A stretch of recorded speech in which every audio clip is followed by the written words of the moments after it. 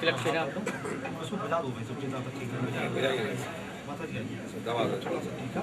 भगवान माता कृष्ण जी इसमें थोड़ी जगह बता दो।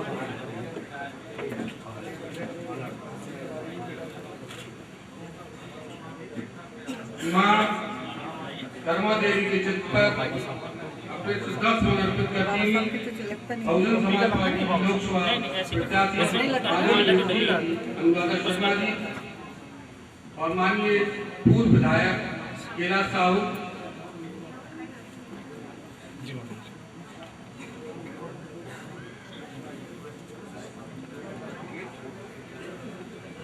भगवान कृष्ण भगवान की जय। कृपया वो हमको रास्ता बाधित कर रखा है, रास्ते से कृपया हट जाए और अपना आसन ग्रहण कर लें।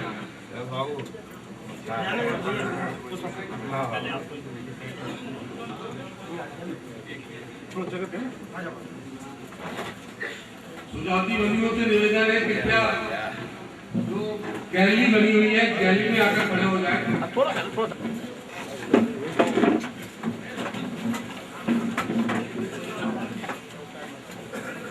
अब मैं इस कार्यक्रम को आगे बढ़ाते हुए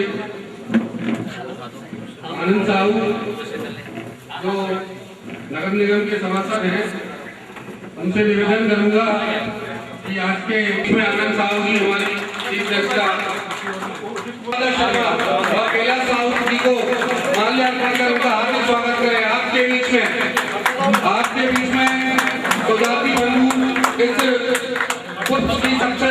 इस मोटी माला से हमारी चीफ श्रीमती अनुराधा शर्मा को देकर लोकसभा की जो लड़ाई है उसमें वो जो हमारे विपक्षी दल है उनका सफाया करने का काम करें।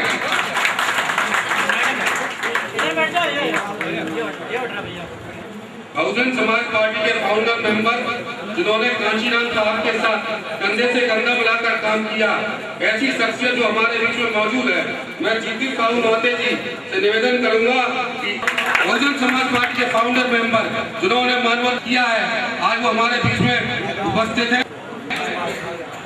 वो हरगोविंद कुशवाहा जो पूर्व मंत्री रंजीत साहू छोटे भाई है। इसी क्रम को आगे बढ़ा, इसी क्रम में मैं राम प्रकाश साहू पीरम वाले आधारित फिल्मों का निर्माण कर रहे हैं।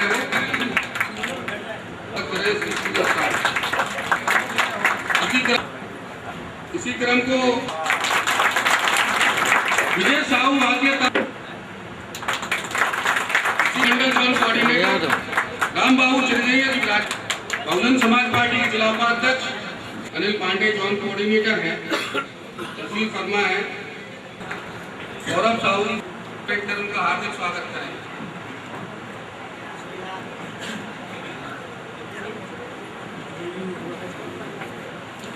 मैं संतोष साहू ठेकेदार गीता कस्टमर वाले से निवेदन करूंगा कि हमारे बीच में बहुजन समाज पार्टी की लोकप्रिय प्रत्याशी श्रीमती अनुराधा शर्मा विराजमान है, उनका स्वागत उनको पुष्प भेंट कर उनका हार्दिक स्वागत करें।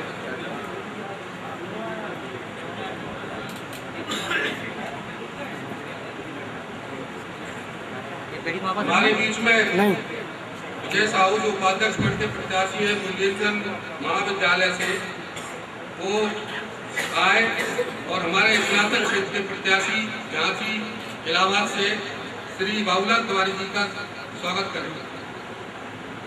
श्री विजय साहू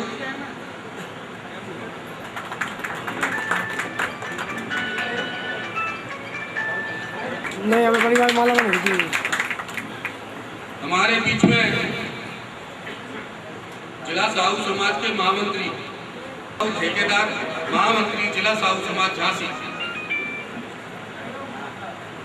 इसी क्रम में मैं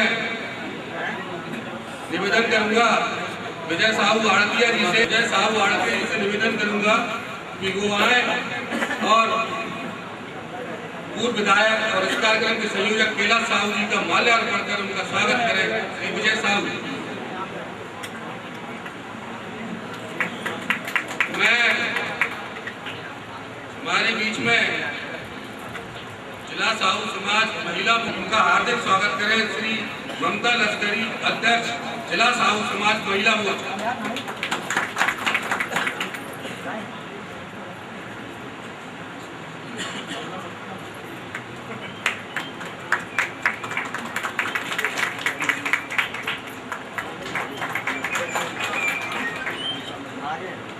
साहू जो चिरगांव नगर पालिका से सभासद है, उनसे निवेदन करूंगा कि हमारे बीच में इस कार्यक्रम के संयोजक कैलाश साहू जो पूर्व विधायक है, उनका माल्यार्पण करके स्वागत करें कि वो आए और हमारे बीच में महेंद्र साहू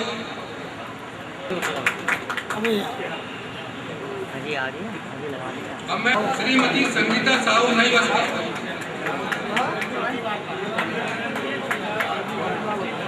चौथी बार सभासद है।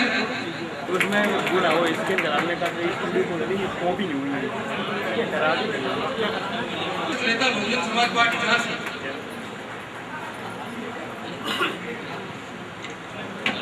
हेलो साथियों, अब मैं आज का सफल संचालन कर रहे हमारे बहुजन समाज पार्टी के वरिष्ठ नेता श्री उत्कर्ष साहू से मैं निवेदन करूंगा। श्री उत्कर्ष साहू जी, मोहित साहू जी आए हैं, उनका नेता श्री कैलाश साहू जी का स्वागत करें।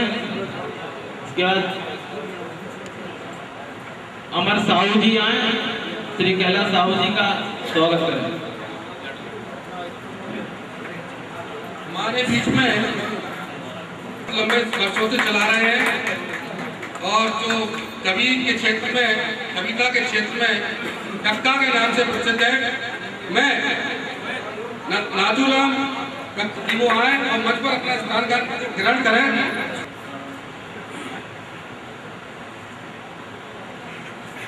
हमारे गौव्रत कवि जो बुंदेलखंड में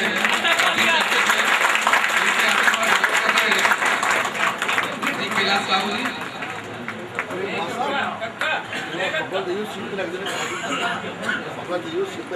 प्रदेश से बड़े विधायक जी के मित्र हैं।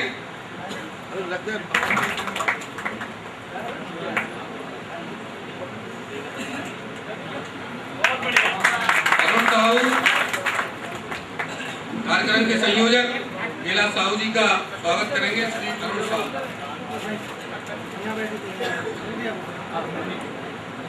मैं उनसे निवेदन करूंगा कि जिला उपाध्यक्ष है बहुजन समाज पार्टी के तुलसीदास चंदेरिया जी, मेरी स्वागत के इस क्रम को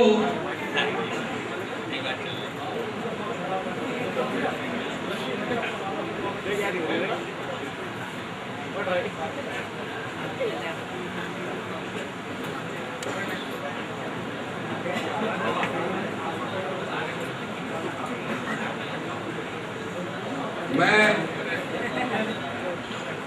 पूर्व सभासद तालपुरा क्षेत्र का बहुत लंबा हुआ करता था, उस जमाने में शहर तक हुआ करता था। आप सभासद रहे हैं उस दौर में। मैं कार्यक्रम के संयोजक कैलाश साहू जी से निवेदन करूंगा कि ऐसी शख्सियत का स्वागत करने का कष्ट करें। माल्यार्पण तक विराजमान जितने भी हमारे बहुजन समाज पार्टी के और सामाजिक कार्यकर्ता नेता बैठे हैं, उनका बहुत बहुत सम्मान। इस प्रांगण में उपस्थित बुजुर्ग, नौजवान, माता और बहनों, पत्रकार बंधुओं, साथ ही बड़े खुशी की बात है, एक बार मुझे साहू समाज में कुछ बोलने का मौका मिला था और वो वक्त था चुनाव साहू जी का, कैलाश जी के चुनाव के वक्त में। आज फिर मुझे वही दिन याद आने लगा। मुझसे पूर्व में नाम गलत संतोष जी बोल के गए हैं, उन्होंने कुछ ऐसी बातें छोड़ के गए हैं जो बहुत विचारणीय है। साथ ही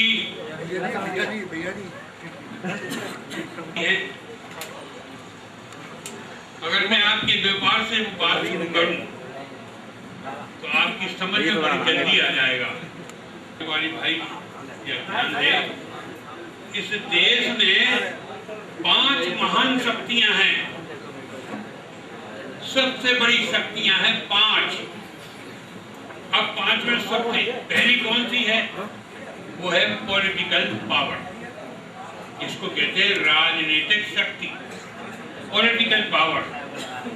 ये पावर का निर्माण कैसे होता है? ये पावर का निर्माण वोट से होता है। जिसके ज्यादा वोट उसकी सरकार, वो शासक। इसके बाद दूसरा नंबर आता है ब्यूरोक्रेसी। ब्यूरोक्रेसी एक दूसरा पावर है जिसमें नौकरशाही होते हैं। तीसरा पावर होता है इकोनॉमिकल, आर्थिक पावर, जिसमें आप खड़े हैं, जिसका मैंने पहले नाम लिया कि अगर मैं व्यापार की बात करूं तो आपकी बात जल्दी समझ में आ जाएगी। हमारे भाई समझ सकते हैं कि जिस व्यापार के क्षेत्र में वो काम करते हैं उस बाजार का ज्ञान उन्हें होता है, अच्छा होता है, बहुत गहराई से होता है, मगर व्यापार की संख्या तो बहुत है। जब संख्या बहुत है तो क्या एक व्यापारी सारे क्षेत्रों का ज्ञान रखता है? नहीं रखता है। क्या आप भी जानते हैं, जिसमें आप पारंगत हैं, जिसमें आप व्यापार कर रहे हैं, उसमें बड़ी गहराई से जाते हैं, समझते हैं कि व्यापार कैसे खड़ा करना है, व्यापार में कैसे फायदा होगा, कैसे नुकसान होगा, ये बड़ी भली भांति आप जानते हैं, क्योंकि उस विषय में आप पारंगत हैं, आप उसमें काम कर रहे हैं। साथ ही अगला जो ताकत है इस इकोनॉमिकल पावर के बाद, वो कहलाती है बिग लैंडलॉर्ड्स। और अंतिम पांचवी पावर है, वो कहलाती है कल्चरल पावर। ये 5 पावर हैं। इन 5 पावर को कंट्रोल करने वाला एक पावर है, वो है पॉलिटिकल पावर। ये पॉलिटिकल पावर ही एक ऐसा पावर है जो चारों को कंट्रोल करता है। ये चारों इसके अधीन रहते हैं। इनकी मर्जी से, इनके हिसाब से आप व्यापार करेंगे। हमारी निगाह टेढ़ी हो गई, व्यापार 2 दिन में बराबर कर देंगे, लुटवा देंगे, आग लगवा देंगे, क्योंकि पॉलिटिकल पावर उनके हाथ में है। अब सवाल ये उठता है कि ये पॉलिटिकल पावर की तकलीफ एक कबीर साहब के जरा सी एक दोहे से क्लियर हो जाती है। मैं आपके सामने पढ़ रहा हूँ, आप समझना, उसको आपको समझ में आएगा। आपको चिंतन का विषय है ये है। उन्होंने कहा है कि नाव में नदियां डूबी जाए। अब आप कहोगे नाव में नदियां डूबी जाए, नाव में नदियां डूबती है कहीं? अकेली नाव जरा सी, उसमें नदी कहां से डूब जाएगी? नाव में नदियां डूबी जाए, इसका अर्थ सबसे पहले काशीराम ने समझा। और काशीराम ने समझने के बाद उन्होंने कहा कि ऐ मेरे देशवासियों, तुम धर्म और पुण्य की बात करते हो। इस देश में जो धर्म चल रहा है, यहाँ की सामाजिक व्यवस्था तो 4 वर्ण के हिसाब से बनी है, ब्राह्मण, क्षत्रिय, वैश्य, शूद्र। शूद्र की संख्या इस देश में 85।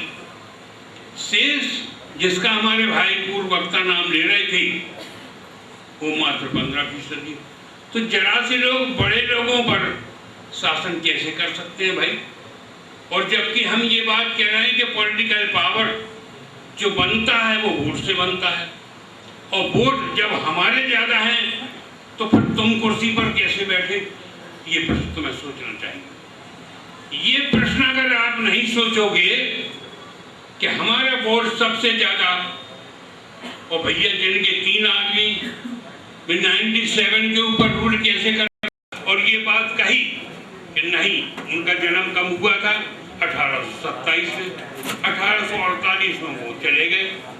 हमें पढ़ने का अधिकार, मैंने फिर आपसे बात दोहरा रहा हूँ कि मेरे साथी, कि जब तक आप अपना इतिहास नहीं पढ़ोगे, 13 में ये अधिकार मिला कि तुम पढ़ सकते हो।